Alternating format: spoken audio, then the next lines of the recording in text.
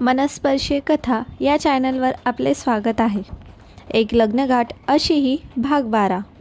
माझ्या छातीत एका प्रकारची गंमत उमटली. मी हसलो आणि तिला थोडे चिडवण्याचा निर्णय घेतला. घसा साफ करत मी गंभीर होण्याचा प्रयत्न केला. काही जास्त नाही. कदाचित ते मला तुरुंगात टाकतील आणि मला मृत्यूदंडाची शिक्षा होईल. मी सहज खांदे उडवले. तिचे डोळे विस्फारले आणि ती श्वास रोखून बसली. तिची काळजी स्पष्ट दिसत होती. तिच्या डोळ्यात अश्रू आले आणि मी तिला थांबवण्यापूर्वीच तिने माझ्या मिठीत स्वतःला झोकून दिले. नाही, मी तुला कुठेही जाऊ देणार नाही, ती ओरडली. तिचा आवाज कर्कश होता. मी असा विनोद केल्याबद्दल स्वतःला शाप दिला. मी तिच्या चेहऱ्यावर हात ठेवला आणि माझ्या अंगठ्याने अश्रू पुसले. अरे फुलपाखरू, मी मस्करी करत होतो, मी हळूच म्हणालो. वास्तव समोर येताच तिने डोळे मिचकावले. एकदा दोनदा, मग ती दूर गेली आणि विनोदी रागात माझ्या छातीवर एक ठोसा मारला. ती म्हणाली आणि मी हसल्याशिवाय राहू शकलो नाही. ती ज्या पद्धतीने हे बोलली त्यामुळे माझे हृदय धडधडले. ती सर्वात गोंडस होती. मी तिचे मनगट धरले आणि तिला माझ्या छातीत परत ओढले. ती माझ्या मिठीत कुरवाळत असताना तिला घट्ट धरले. सोड मला.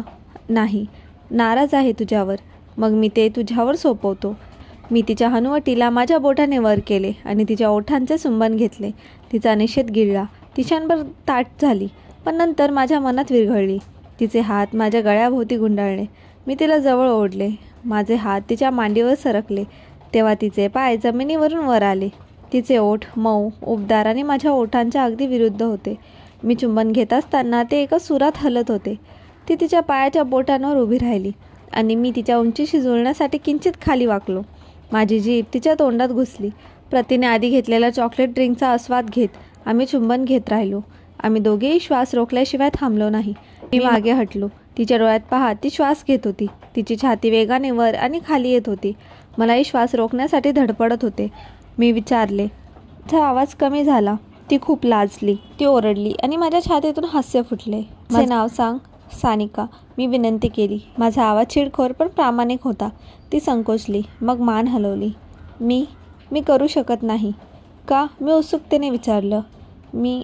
मी करू शकत नाही, ती माझी नजर टाळत म्हणाली. तुला माहिती आहे तू हे करू शकतेस आणि तू ते करशील. मी तिच्या खालच्या ओठावर माझा अंगठा घासत म्हणालो. माझ्या मनात एक वाईट विचार आला आणि माझ्या चेहऱ्यावर एक खेळकर हास्य पसरले. ती मला माझ्या नावाने हाक मारले. जर ती करू शकत नसेल तर मी तिला करायला लावेल.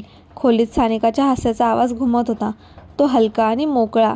आज ती तिसरी वेळ होती जेव्हा ती वाचत असलेल्या पुस्तकातील एखाद्या गोष्टीवर हसली होती. मी सोफ्यावरून तिला पाहिले.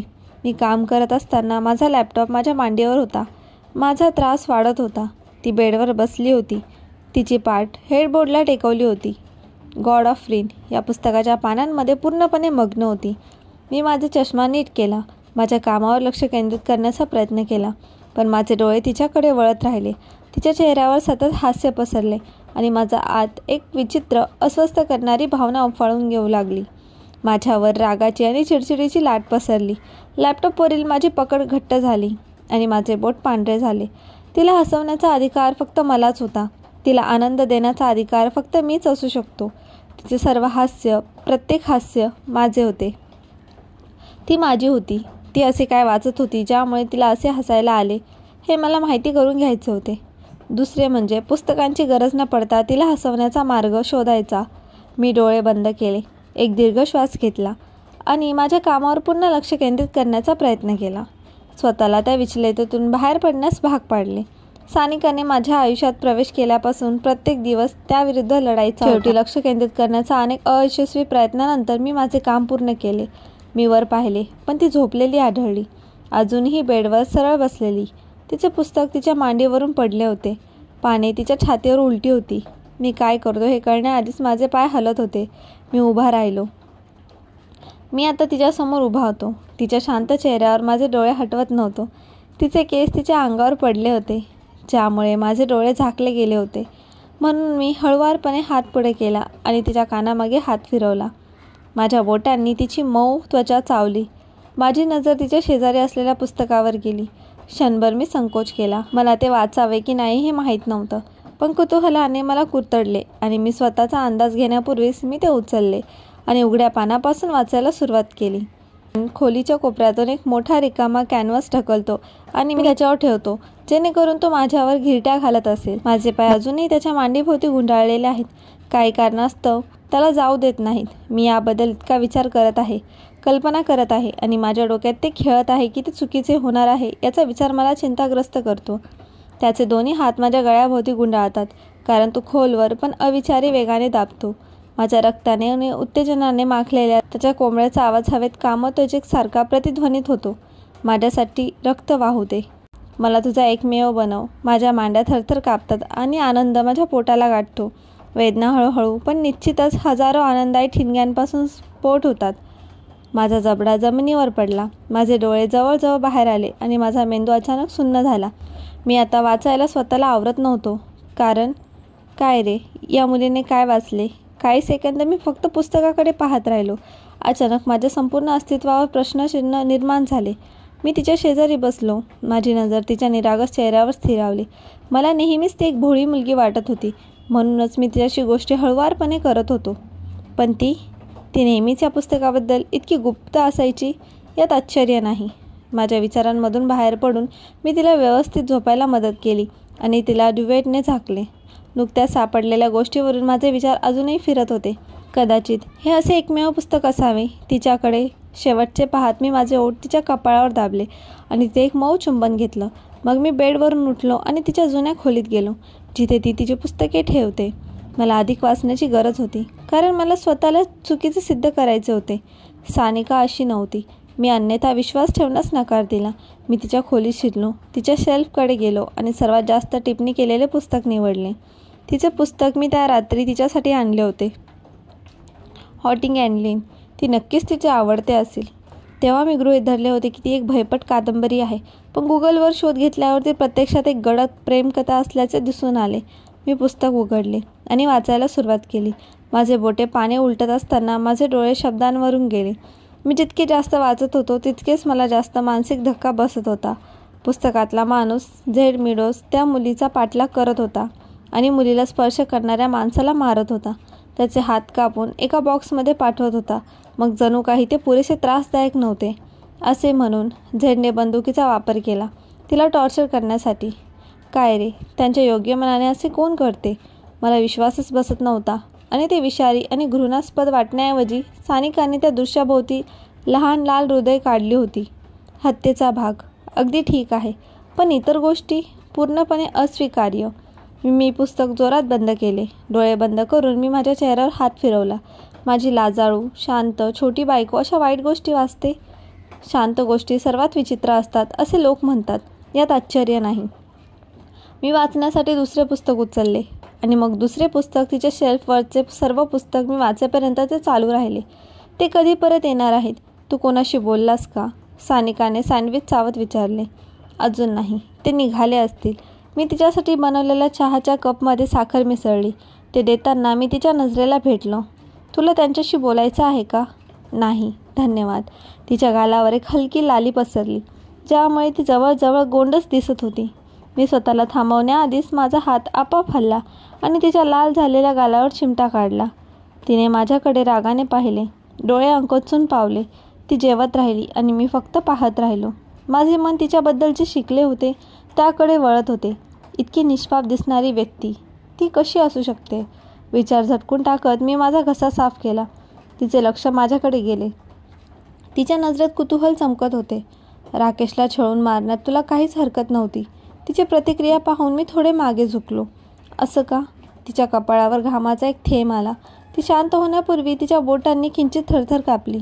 डोळे विस्फारले, जणू मी तिला गुन्हा करताना पकडला आहे. मला आधीच माहिती होतं की का तिला नैतिकदृष्ट्या राखाडी पुरुष आवडत असत, ज्यांच्याबद्दल ती वाचत असे, ज्यांच्याबद्दल ती स्वप्नातही पाहत असे.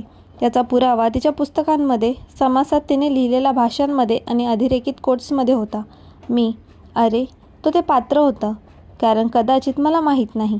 ती अडखळली. घाबरून हसून पुन्हा तिच्या सँडविचवर लक्ष केंद्रित केलं. मनोरंजक. का तू अचानक विचारत आहेस? तिने विचारले, बेफिकीरपणे बोलण्याचा प्रयत्न करत. पण तिच्या आवाजातील हलकासा थरथर मला चुकला नाही. काही कारण नाही. मी खांदे उडवले. माझी कॉफी ओठांवर उचलली. पण माझी नजर तिच्यापासून दूर गेली नाही. शांततेने आम्हाला वेढले होते. दूरवर पक्ष्यांचा किलबिलाट, घड्याळाच्या काट्यांचा लयबद्ध टिकटिक आणि सर्वात महत्त्वाचे म्हणजे सानिकाच्या हृदयाचे जलद ठोके ऐकू येत होते. तिने जेवण संपवले आणि मी तिच्यावर माझे डोळे हटवू शकलो नाही. पण ती माझ्या नजरेकडे दुर्लक्ष करण्यास आश्चर्यकारकपणे यशस्वी झाली. ती जेवणाच्या खोलीतून बाहेर पडण्यासाठी उठली तेव्हा मी हात पुढे केला, तिचे मनगट धरले आणि तिला मागे ओढले. ती अडखळली आणि थेट माझ्या मांडीवर पडली. तिचे पाय बाजूला लटकले आणि तिचे हात सहज माझ्या खांद्यांवर राहिले. तिच्या ओठातून एक धक्कादायक किंचाळी निघाली. तिच्या विस्तीर्ण डोळ्यांनी माझ्यावर टेकले. तू काय करतोयस? तिच्या भुवया उंचावल्या. गोंधळ आणि अविश्वासाचे मिश्रण. माझ्या बायकोला तिथेच राहू देत आहे. मी कुजबुजलो. माझा आवाज मनोरंजनाने भरलेला होता. मी तिला जवळ ओढत होतो. माझ्या निष्पाप बायकोला चिडवण्याचा खेळकर तणावाचा आनंद घेत होतो. मला विचारू शकला असतास.